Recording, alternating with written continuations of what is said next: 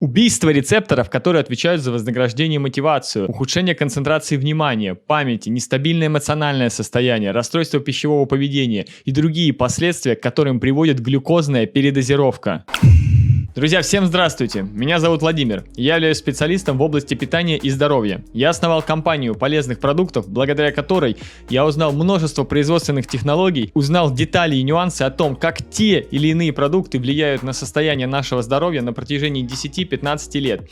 И теперь я делюсь простыми технологиями по улучшению своего физического и психического здоровья с вами. В предыдущих частях мы с вами поговорили про воду, про жиры, про свежую пищу, а сегодня мы будем говорить с вами о сахаре. Если вы не смотрели предыдущие части, то ссылки на них вы найдете в описании к данному видео. Обязательно подпишитесь на канал, чтобы не пропустить следующие части, поставьте палец вверх, и если у вас будут какие-то вопросы, пишите их в комментариях. Пожалуй, вы уже много слышали о сахаре, о том, что он вреден, что его нужно сокращать в питании, и только ленивый, наверное, не высказывался на эту тему, но я хочу сегодня обратить ваше внимание на некоторые пункты и аспекты по теме сахара, на которые вы раньше точно не обращали внимания. Прежде всего, когда я говорю сахар, то я имею в виду рафинированные источники глюкозы и фруктозы, которые получаются промышленным путем и добавляются в различные продукты питания. Обращаю ваше внимание, что сахар именно промышленного производства. Вы поймете этот важный момент чуть-чуть позже. Следующий момент, который нам необходимо обозначить, это то, что все клетки нашего организма, а у нас насчитывается более 100 триллионов клеток,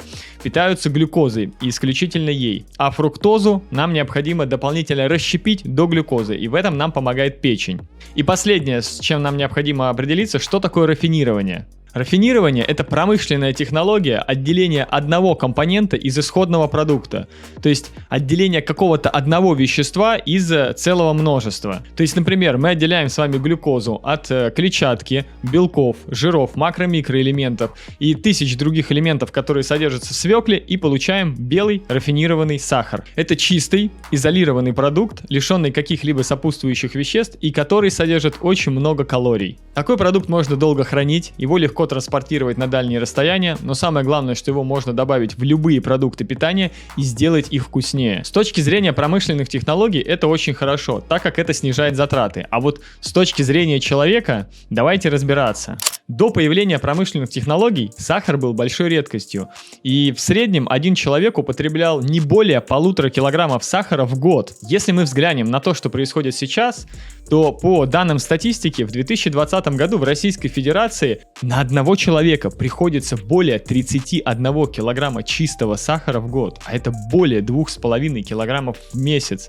Вы представляете, какое громадное изменение произошло? Сейчас сахар добавляют во все продукты в виде рафинированных источников глюкозы и фруктозы. Мы видим сахар в мясомолочной промышленности, в консервированных продуктах, в кондитерских изделиях и, конечно же, в напитках. Сахар добавляют куда только можно, потому что он делает продукты более вкусными, а значит, вы чаще будете их покупать. Сахар оказывает влияние на ваши дофаминовые рецепторы, которые отвечают за вознаграждение и мотивацию, то есть побуждают вас совершать те или иные действия в жизни и получать желаемое. Для вашего мозга сахар в чистом виде – это просто чистейший кайф, быстрое удовольствие. Осознайте сейчас один момент. Ваша дофаминовая система, которая отвечает за мотивацию, работает так же, как и десятки тысяч лет назад.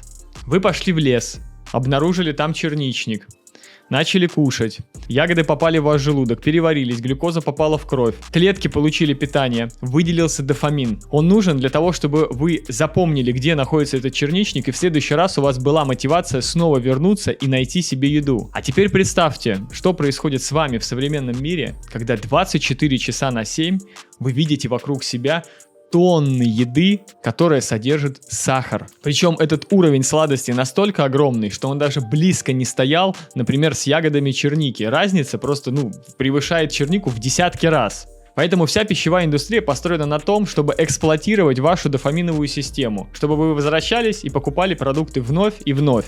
Ну а так как рецепторы дофамина со временем притупляются, то приходится каждый год повышать содержание сахара в продуктах, просто чтобы вы не теряли интерес ходить по магазинам, в кафе, рестораны, есть какую-то сладкую еду. И именно поэтому употребление сахара из года в год растет и будет продолжать расти. Но самая жесть для вашего организма – это сочетание рафинированного сахара и рафинированного нерафинированных жиров, который дает просто максимальный выброс дофамина. Поэтому большинство промышленных продуктов это и есть как раз сочетание сахара и масла. Друзья, тему жиров я подробно разбирал во втором видео, поэтому ссылку вам оставляю, обязательно ее посмотрите. И вот употребление таких вот углеводно-жировых бомб приводит к нарушению потребления вашими клетками глюкозы.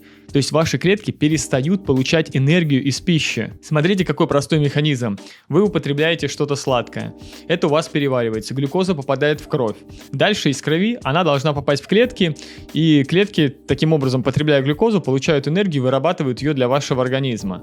Но из-за нарушения углеводного обмена, который происходит в результате неправильного питания, этот процесс нарушается, и вся глюкоза остается в крови. Это как раз и называется инсулинорезистентность или сахарный диабет. В итоге вы вроде поели первое, второе, там еще выпили какой-то напиток, но вам все равно хочется сладкое, и вы еще берете себе какой-нибудь десерт. И вот вы съели этот десерт, но через там 2-3 часа вам опять хочется что-нибудь в себя закинуть. И вы там дополнительно берете какую-нибудь шоколадку, печеньку с чаем и так далее. Вы вроде едите с каждым днем все больше и больше, а энергии все меньше и меньше. Потому что глюкозу, которую вы употребляете из этих продуктов, она до ваших клеток просто не доходит. А куда девается неиспользованная глюкоза, которая остается у вас в крови?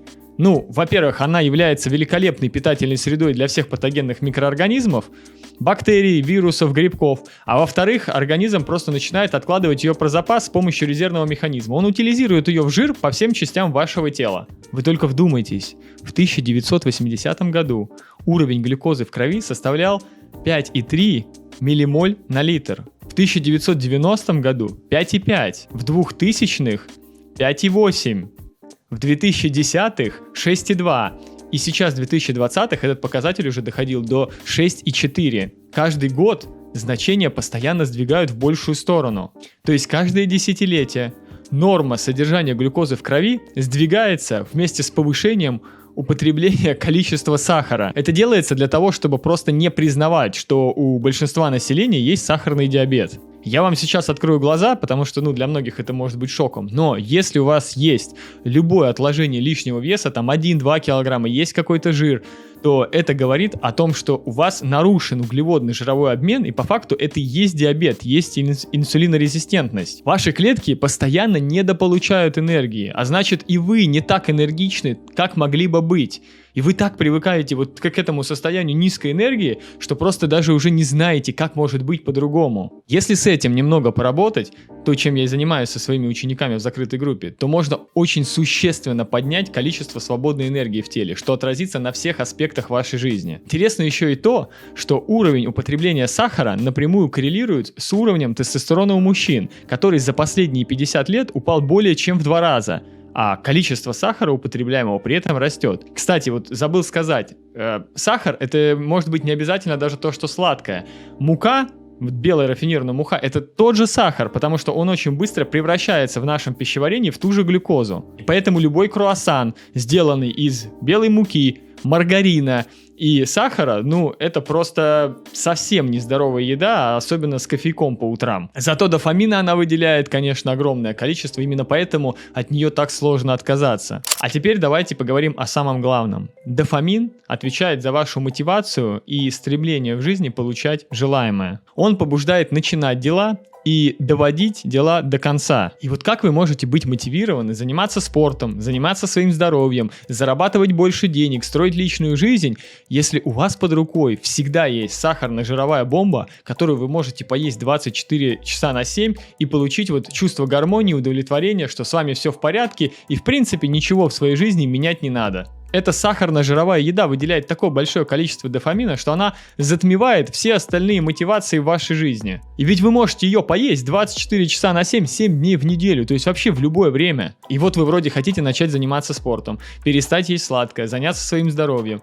Но вы пошли, покушали что-то и... Ладно, начну это со следующей недели и откладываете в итоге. Вы хотите сбросить вес и решили совместить это с началом отпуска, когда у вас появится время, но в отпуске вы съели пару тортиков и подумали, ладно, все, давайте в следующий раз через полгода начну. Пока вроде и так нормально. И вот так мы постоянно все в своей жизни откладываем. То же самое касается и финансов. Зачем пойти трудиться, если можно пойти выпить кофе с булочкой и получить гармонию и удовлетворение на душе? И жизнь в порядке, думает ваш мозг. Зачем ему что-то менять? Поэтому многие из вас только хотят что-то поменять, но ничего не меняют. И постоянно находится куча причин, почему это не делать. То времени нет, то какие-то новые дела появляются, то кто-то отвлекает. На самом деле это вот все просто отговорки нашего мозга. Более того, с самого детства нас еще учили заедать все проблемы едой. У нас что-нибудь произошло плохое, а нам раз тарелку под нос и говорят: на, поешь, не расстраивайся, поешь и пройдет. Ну и действительно проходит, потому что еда вызывает дофамин. Но только у нас вырабатывается стратегия, вместо того, чтобы решать эту проблему, пойти и поесть ее, и получить как будто мы проблему решили, но на самом-то деле проблема не решается. Она остается с нами, вызывая боль. Самое интересное, что ведь вы сами приучаете своих детей вот к этой глюкозной наркомании с самого детства, покупая им конфетки, леденцы, мороженое и вот прочую эту сахарную еду. То есть мы сами своими руками платим за то, что потом в будущем ухудшает качество нашей жизни. Вы только задумайтесь об этом, вас же никто не заставляет это покупать. А психика детей вообще не выдерживает такого взрыва. Для нее это то же самое, что сбросить ядерную бомбу. Ребенок приучается получать легкий кайф, не прикладывая к этому никаких усилий. И у него вырабатывается стратегия, которая переносится и на другие аспекты жизни. И это как раз-таки первый шаг на пути к более серьезным зависимостям. От никотина, от алкоголя и других более серьезных наркотиков. И вот я от многих слышу: ну не лишать же нам теперь детей счастливого детства.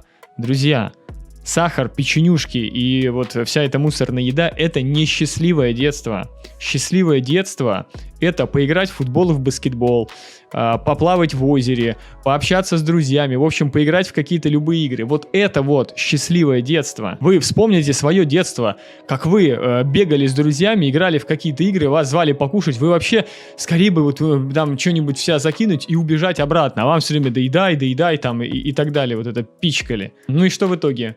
Человек вырастает, и ему потом становится абсолютно все неинтересно, потому что ничего другое не вызывает дофамина. А если человек не поест, то его прямо трясти начинает, у него агрессия появляется, какое-то тревожное состояние. Это все как раз-таки следствие скачков глюкозы в крови. Но ведь сладкого-то хочется, что теперь делать? Конечно, хочется.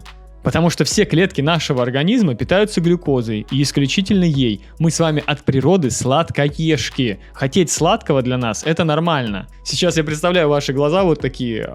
Я только что рассказал в видео о том, почему сахар – это плохо, а теперь говорю о том, что хотеть сахара – это нормально. Да как это понимать вообще? Хотеть сладкого нормально, так как наш организм без глюкозы и фруктозы просто не выживет. Ненормально – это когда из-за сахара портится ваше здоровье и ухудшается качество жизни.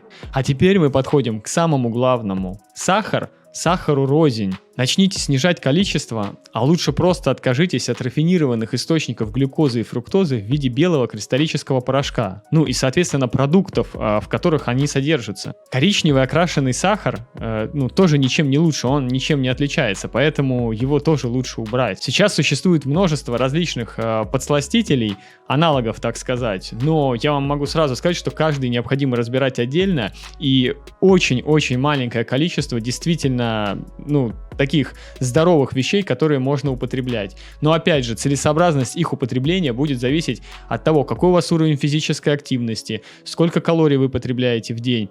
То есть в зависимости от того, какой образ жизни вы ведете. Просто большинство из этих аналогов на самом деле не такие безобидные, как о них рассказывают. Помните, в самом начале видео я обратил ваше внимание на сахар, произведенный промышленным способом.